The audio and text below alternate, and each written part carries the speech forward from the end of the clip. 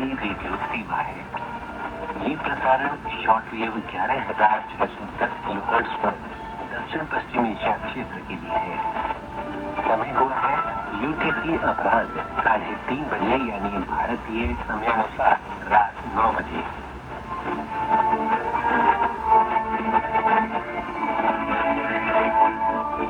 हमारी प्रसारण सूची और ताजा समाचारों के लिए देखें हमारी वेबसाइट nhk.jp/hindi।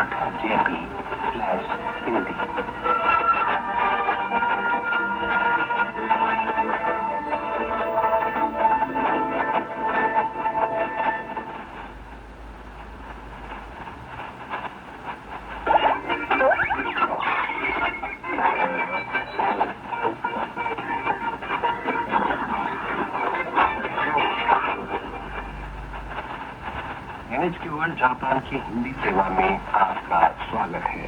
मैं हूं गुरजिंदर संधू और आज साहित्य सरिता में आपके लिए लेकर आया हूं आओयामा जी के बारे में अफवाह का दूसरा भाग। आओयामा जी के बारे में अफवाह सुश्री कोडामा का अपने जूनियर हाई स्कूल के आर्ट टीचर के बारे में एक कथात्मक वर्णन है। पिछले अंक में आपने सुना आओयामा जी स्कूल में कला विषय पढ़ाते थे। देखने में आओयामा जी किसी पुराने जमाने के लगते थे। बनने संवरने या फैशन में उनकी कोई रुचि नहीं थी, पर फिर भी अपने विद्यार्थियों में खूब लोकप्रिय थे। विद्यार्थी जो पेंटिंग बनाते उसका आकलन भी वे बड़े निराले अंदाज में करते थे। एक बार उन्होंने बच्चों से गर्मियों की छुट्टियों में अपनी मनपसंद पेंटिंग बनाकर लाने को कहा। लेखिका ने बड़े ही साधारण से रंगों में समुद्र का दृश्य बनाया।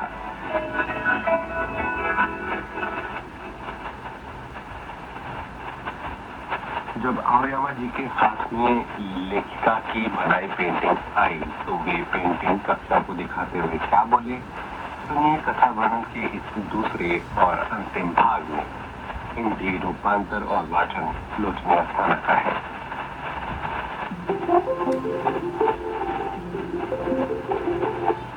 मेरी बनाई पेंटिंग उठाकर आओयामा जी बोले, ये पेंटिंग मुझे अच्छी लगी। इसे बड़े ही शांत भाव से बनाया गया है।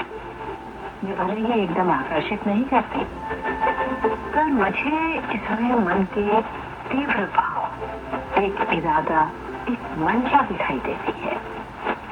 और ये यहाँ छोटी सी शिला हालांकि उभरी हुई है, ये कलाकार का तेज गुस्सा जाहिर करता है। पता नहीं बनाते समय क्या हुआ होगा। ये सुनकर मुझे माँ से हुई बहस याद आ गई और मैं मुस्कुरा उठी।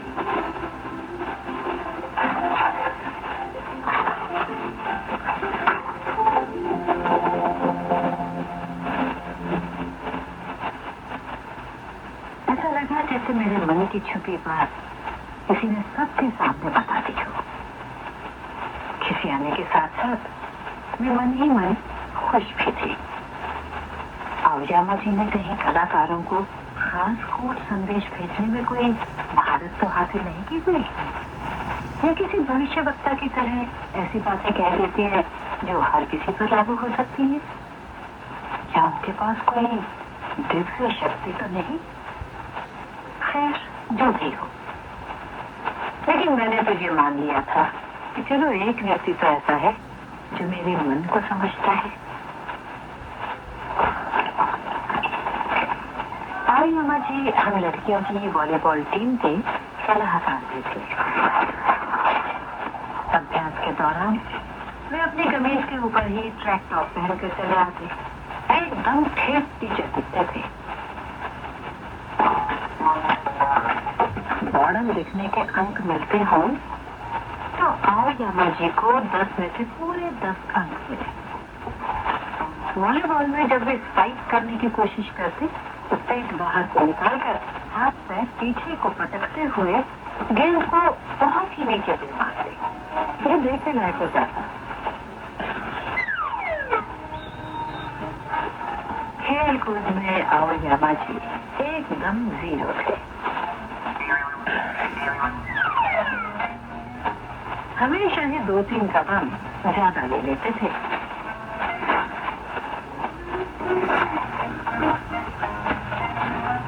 यकीन कर पाना मुश्किल था कि ये वही अध्यापक है जो हमें कला की खूबसूरती सिखाता है। जब वे नेट पर होते तो गोली की आवाज सुनकर भयभीत हुए किसी वैकुंठ जैसे दिखते थे, जिसे देखकर मन करे किसी गोद में उठाकर किसी पहाड़ पर छोड़ा और कहे, जाओ बेटा तुम तो घर जाओ। एक दिन हमारी टीम की एक लड़की ने आओजामा जी की नकल उनके सामने ही उतार के दिखाई। उसने उनकी घबराहट को यूं उतार के दिखाया तो मैं हंसी ना रोक पाई और जोर जोर से हंसने लगी। ऐसा मैंने पहले कभी नहीं किया था। आओजामा जी ने गंभीर होकर मुझे देखा और बोले, ओहो, तो तुम हंसना जानती हो? मैं तो सोचता था तुम्हें हंसना आता ही नहीं। अच्छा लगा देखकर। अरे वाह, हंसने पर ही शाबाशी मिल रही है मुझे, मैंने मन ही मन सोचा। उन दिनों मुझे स्कूल में आए दिन नर्स के पास जाना पड़ता था। ग्रेड स्कूल के आखिरी वर्ष शुरू ही हुए थे। जैसे ही स्कूल जाने का समय होता तो पेट में घुड़घुड़ शुरू हो जाती, पेट खराब हो जाता। डॉक्टर ने इसकी वजह इरिटेबल कोलाइटिस बताई थी। 9 बजे के आसपास दर्द तेज होने लगता। दर्द जब बर्दाश्त से बाहर हो जाता तो मुझे नर्स के कमरे में जाकर लेटने की अनुमति लेनी पड़ती या बाथरूम जाने की। तो ज्यादातर ऐसा होता है कि अनुमति लेने का मैं साहस नहीं जुटा पाती थी।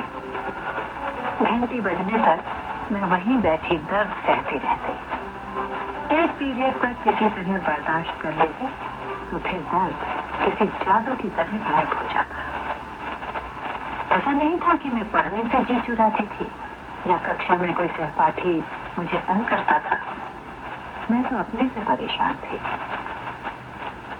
मुझे दूसरों से बात करने या खुलने मिलने में घबराहट होती थी। छोटी से छोटी बात दिमाग में बैठ के रह जाती और उसी बारे में सोचती रहती। 3 साल तक मुझे आओजामा जी से नव वर्ष पर शुभकामना संदेश मिलते रहे और हर बार वो बस एक ही बात लिखते, मैं जानता हूँ तुम्हें छोटे से छोटा काम बहुत गंभीरता से लेने की आदत है। सेहत की कीमत पर बहुत ज्यादा मेहनत कभी मत करना।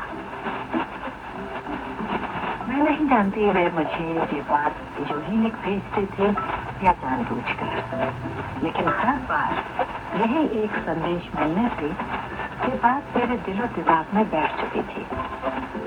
जब कभी मैं पढ़ाई या काम के बोझ से परेशान होती तो मुझे उनका वही संदेश याद आ जाता।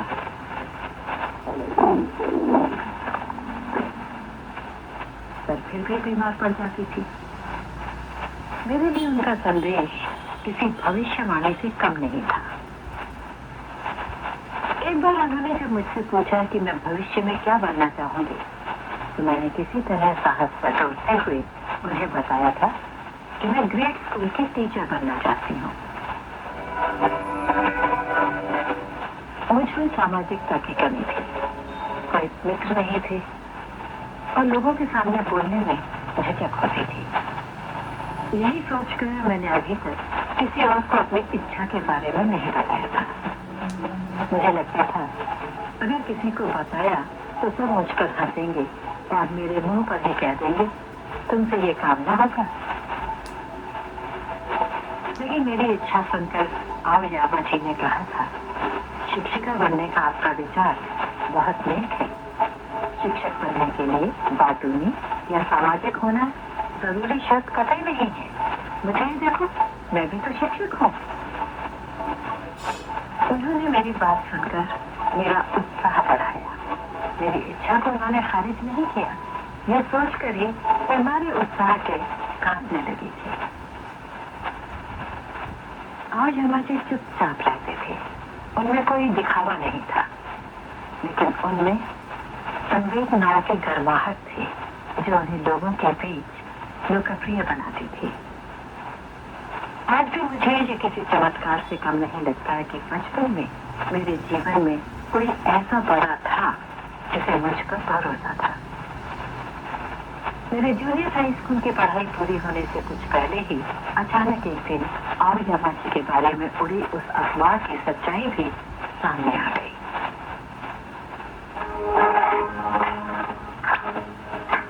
पता चला कि आवैयामा जी ने स्कूल में आई एक नई टीचर से शादी कर ली है। जूनियर कॉलेज पूरा करने के तुरंत बाद ये लड़की हमारे स्कूल में टीचर बनकर आई थी। वाह, वर्क प्लेस रोमांस है ना। लड़की की उम्र 20 के आसपास रही होगी, यानी हम लोगों से बस कुछ ही साल बड़ी थी। देखने में बहुत सुंदर या आकर्षक नहीं थी, पर हाँ, मिनी स्कर्ट पहनती थी और भारी भरकम मेकअप करती थी, जिसे जापान में 11 फैशन कहते हैं।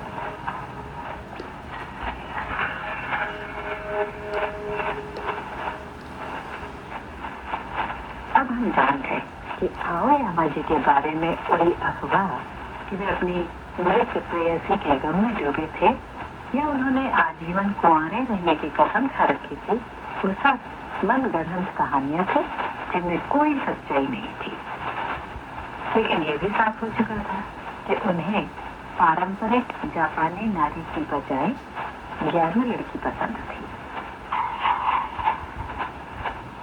आवैयामा जी के बारे में कई तरह की अजीबोगरीब बातें कही जाती थी, लेकिन सबसे चौंकाने वाली खबर यही रही जिसे सुनकर मैं हक्की बक्की रह गई थी। लेकिन मेरे अवचेतन मन में हमेशा उनका वो नववर्ष संदेश बना रहा कि किसी भी बात को बहुत गंभीरता से मत लो। समय समय पर मुझे उनकी ये बात याद आती थी, यहाँ तक कि जब मैं स्वयं एक शिक्षिका बन गई तब भी इसे भूली नहीं। जैसे एक बार की बात है, मेरी कक्षा में बच्चे बहुत शैतानियां करने लगे तो मैं एकदम से बेचैन हो उठी।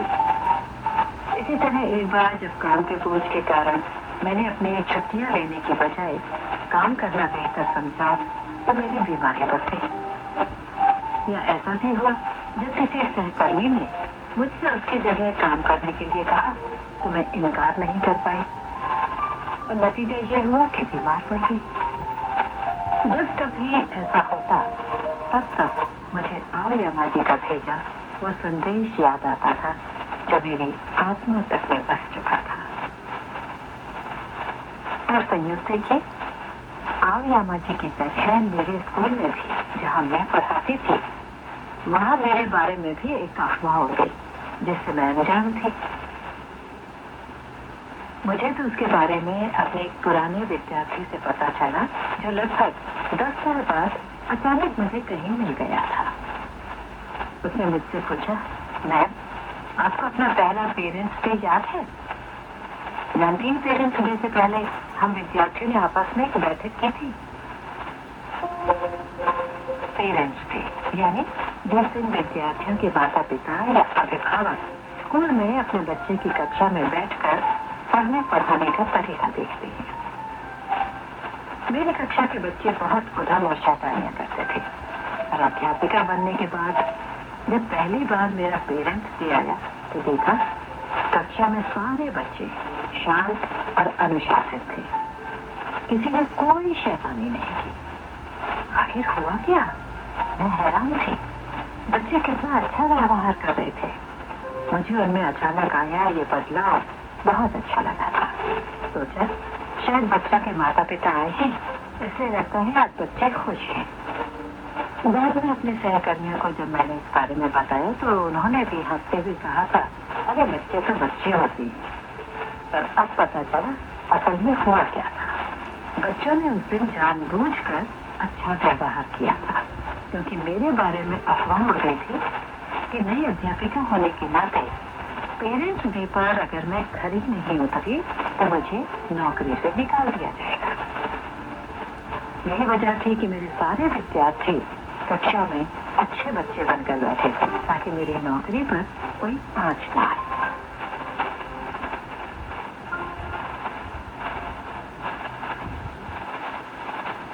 मैंने जब नौकरी शुरू की थी तो मेरे वाइस प्रिंसिपल को अक्सर मुझसे शिकायत रहती थी कि मुझे पढ़ाना नहीं आता। वे आकर मेरी कक्षा में पीछे हाथ बांध कर खड़े हो जाते और मुझे पढ़ाते देखते थे। हो सकता है इसी वजह से मेरे विद्यार्थियों के बीच मेरे बारे में वो अफवाह उड़ी होगी। मेरे पूर्व विद्यार्थी ने बताया कि अभिभावक दिवस के अगले दिन जब उन लोगों ने मुझे स्कूल में देखा तो सबने चैन की सांस ली थी कि उनकी तरकीब काम कर गई। उधर मैं खुश थी कि नई अध्यापिका के रूप में मैंने पहली बाधा सफलतापूर्वक पार कर ली थी। हालांकि ये नहीं जानती थी कि इस कामयाबी में असली हाथ मेरे विद्यार्थियों का था। जीवन में कुछ चीजें ना ही देखो तो बेहतर है। इस बात को 20 साल से भी ऊपर हो चुकी है, लेकिन आओयामा जी के कहे ये शब्द आज भी कानों में गूंजते हैं। आओयामा जी के बारे में अफवाह। साहित्य सरिता में अभी आपने सुश्री कोदामा के लिखे इस कथा निबंध का दूसरा और अंतिम भाग सुना। हिंदी रूपांतर और वाचन लोचनी अस्थाना का था।